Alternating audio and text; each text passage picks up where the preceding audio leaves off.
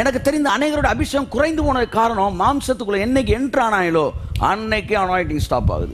பாவத்தில் இருக்கும்போது கூட உங்கள் அபிஷேகம் ஸ்டாப் ஆகாதால உங்க மாம்சத்தில் இருக்கும்போது அபிஷேகம் ஸ்டாப் ஆயிடும்.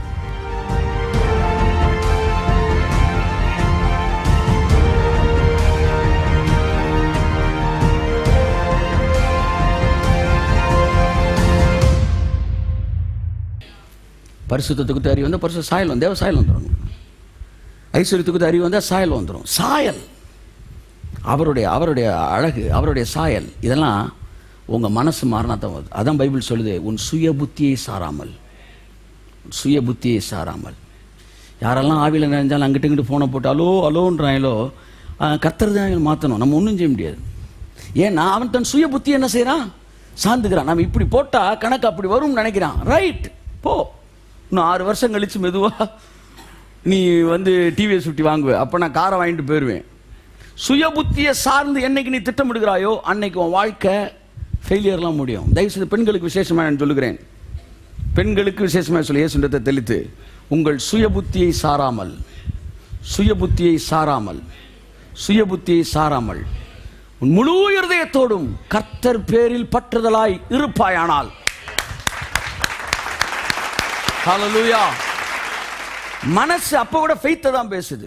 உங்க புத்தியை சாராதீங்க, புத்தியில திட்டமிடாதீங்க, புத்தியில கணக்கு பண்ணாதீங்க, புத்தியில வந்து வேலை பார்க்க நினைக்காதீங்க. அது திரும்ப உங்களுக்கு தான் ரிட்டர்ன் ஆகும்.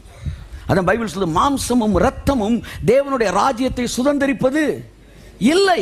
மாம்சமும் ரத்தம்னா என்ன? யோசிக்கிறது தான், யோசிக்கிறது. சரி, இப்போ நான் சொல்றேன், உங்க அபிஷேகத்துக்கு தடை என்ன? உங்களுடைய யோசனை. நல்ல ஆவில ராபா பாபா பாபா நினைஞ்சு திடீர்னு குழம்பு சட்டியை மூடிட்டு வந்தேனா நீ யோசித்தீங்கன்னு வச்சுக்கோங்களேன், உங்கள் அபிஷேகம் என்ன செஞ்சிருது? குறைஞ்சிருது, குறைஞ்சிருது. அப்போ உங்கள் அபிஷேகத்துக்கு எதிரி என்ன? யோசனை தான். உங்கள் அபிஷேகத்தை கூட்டுறது, கிறிஸ்துவுக்குள்ள நான் நீதிமானா இருக்கிறேன், டக்குன்னு ஒரு ஃப்ளாஷ் ஆகுது, நான் இயேசுவின் சாயல்ல இருக்கிறேன், அனாயிட்டிங் கூடுது கூடுது. அதனால அண்ணன் என்ன எங்கே கொண்டு வைக்கிறாங்க? தலையில் வை, தலையில் வச்சா கண்ணு தெளிவாயிரும். அல்லேலூயா. கர்த்தர் உங்கள் மேலே அந்த அனாயிட்டிங் வச்சிருக்கிறாரு, உங்கள் மேலே அந்த அபிஷேகம் இருக்கு, அந்த எண்ணெய் வடிஞ்சுக்கிட்டு இருக்கு.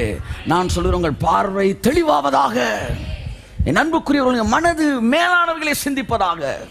மறுபடி சொல்லணும், மனம் புதிதானால் தான் நீ மறுரூபமாக முடியும். மாம்சமும் ரத்தமும் தேவனுடைய ராஜ்யத்தை சுதந்தரிப்பது இல்லை, இல்லை. மாம்ச கோபம் தேவ நீதியை நடப்பிக்க மாட்டாது. எவ்வளவு பெரிய வார்த்தை தெரியுமா? என் கோபத்தில் 80% கோபம் இந்த ஒரே வசனத்தில் வெளியே போயிடுச்சு. இன்னும் 20 இருக்கா அப்படின்னா எனக்கு தெரிஞ்சு 85% என்ன போச்சு. நான் எதுக்காக கோவப்படுவேன்னா, அவனை சரி பண்ணணுமியா அப்படின்னு நினைப்பேன். ஆனால் இந்த வசனம் என்னை தூக்கி எறிஞ்சிச்சு. என்ன சொல்லுச்சுன்னா, மாம்ச கோபம் தேவ நீதி அவன்கிட்ட கொண்டு வரவே வராது, வராதுன்ன பிறகு நான் எதுக்கு உயிரை கொடுக்கணும்? அவ்வளோதான், ஃப்ரீ ஆகிட்டேன். இப்போ நான் என்ன சொல்லுங்க, மாம்ச கோபம் தேவ நீதியை நிறைவேற்றாது. ஒரே வெளிப்பாடு, உங்க வாழ்க்கையில் இருக்க கோபத்தை அள்ளி வெளியே எறிஞ்சிட்டு போயிடும். தேவனுடைய செயல் தான் ஒன்று சரி பண்ண முடியும். மாம்ச கோபத்தில் தேவநீதி வெளிப்படாது. ரெண்டாவது, மாம்சமும் ரத்தமும் தேவனுடைய ராஜ்யத்தை சுதந்தரிக்க முடியாது. உங்க வாசல்ல திறக்கலன்னா சைடில் கூட கயிறை போட்டு ஏறிடலாம் யோசிச்சுக்கிட்டு இருக்கிற பரலோகத்தில் கொன்ற போறாங்க. எப்படியாச்சும் மாம்சத்தில் ரத்தத்தில் ஒரு இது என்ன கோட்டையா ஏறி பிடிக்கிறீங்க. அதாவது திட்டமிடுவது, 500 பேர் 10,000 பேரை மாற்றுறது, வந்து ஜனங்களே ஆத்மாக்களை வாரம் போனால் ஆத்மாவை பற்றியே தான் பேசுகிறேன். இல்லையே வந்து ஆத்மா கொண்டுமே அவனுடைய மைண்டில் இருக்க ஃபுல்லாக சபையை பெருசாகிக்கிறணும் தான். மாம்சம் ரத்தமும் தேவனுடைய ராஜ்யத்தை சுதந்திரிக்க முடியாது, முடியாது, முடியாது. பெண்களுக்கான கூட்டம் நடத்தணும். நான் வந்து யார் யார் எவ்வளோ பேரை கூட்டம் நம்ம நிறையா பண்ணியிருக்கிறோம். ஆனால் இப்போலாம் தான் பண்ணுறதில்ல. Where there is statistics there is bondage. இன்றைக்கு ஒருத்தர் எஸ்எம்எஸ் அனுப்பிச்சு, ஸ்டாட்டிஸ்டிக்ஸு பாண்டேஜுக்குள்ள கொண்டு வருன்றார். இப்போ நாங்கள் புள்ளி விவரங்களே எடுக்கிறது இல்லை, இருக்கிறவங்களை கொடுத்த புள்ளி விவரங்களை எடுக்கிறோம். ஆனால் வந்து என்னுடைய நோக்கம் என்ன தெரியுமா? வந்தவங்களை கிறிஸ்துவுக்குள்ள வளர்க்குறது. அவருடைய நோக்கம் ரட்சிக்கப்படுவர்களை அனுதினம் சேர்ப்பது. பிள்ளையை சேர்க்கறது அவர் வேலை, சேர்த்த பிள்ளையை வளர்க்குறது நம்ம வேலை. சேர்த்த பிள்ளையெல்லாம் விட்டு அட்மிஷன் டீச்சரை காணோம்னா டீச்சர் வெளியில் அட்மிஷன் போயிட்டாங்கன்னா என்ன செய்ய? என் அன்புக்குரியவர்களே, ஸோ மாம்சமும் ரத்தமும் சபையை வளர்க்காது. மாம்சம் ரத்தமும் ஒருத்தனுக்குள்ள எதையும் கொண்டு வராது.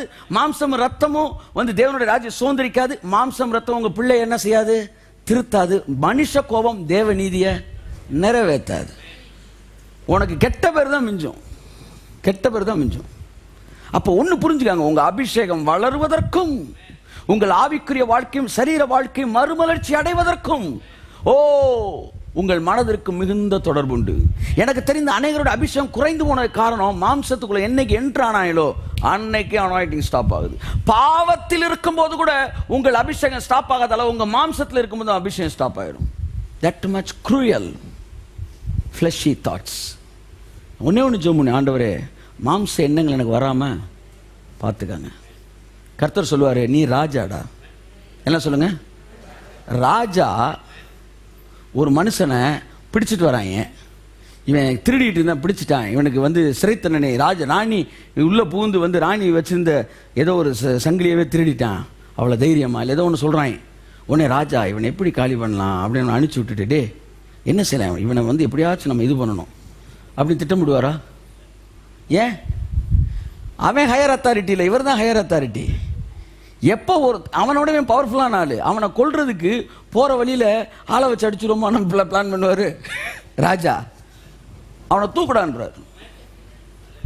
அப்ப யாரெல்லாம் தன்னிடத்தில் அதிகாரம் இருக்கிறது உணர்கிறார்களோ அவர்கள் மறைமுகமான சதி திட்டங்களை தீட்டுவது இல்லை. கரங்களை தட்டி கர்த்தர் நன்றி சொல்லுவோம். யாரெல்லாம் தன்னை பலவீனர்களாக உணர்கிறார்களோ, இதுக்கு தான் கர்த்தர் சொன்னேன் ராஜாடான்னாரு.